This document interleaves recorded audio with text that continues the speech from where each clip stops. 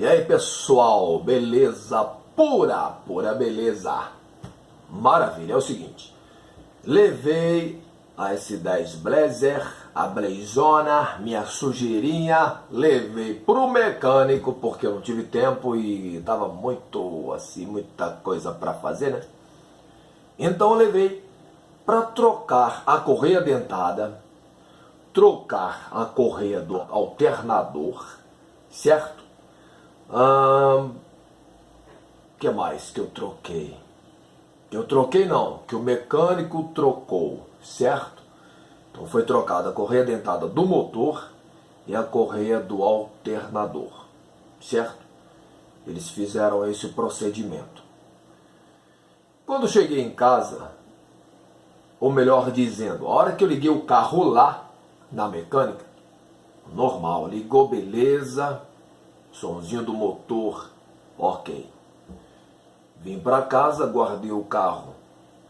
Quando foi de manhã, no outro dia, a hora que eu fui ligar o carro, olha o barulho que estava fazendo aí.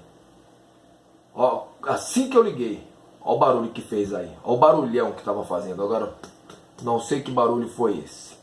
E que barulho é esse. E ficou o vídeo de 3 minutos e pouco. E em seguida, eu desliguei. Deixei um tempinho descansando. E quando foi mais tarde, eu liguei. Aquele barulhão já tinha sumido. Mas eu fiquei pensando, mas esse carro nunca fez esse barulho. O que será que foi esse barulho aí? Alguém tem ideia aí do que? Me dá uma dica aí. O que vocês acham? O que é isso aí? Porque eu não levei lá de volta. O barulho sumiu, como é que eu ia provar? Apesar que eu fiz o vídeo. Mas mecânico, você sabe como é que é. Pegue um mecânico de sua confiança. Tá difícil. Mecânico de confiança. Confiança é dinheiro no bolso deles. E aí você...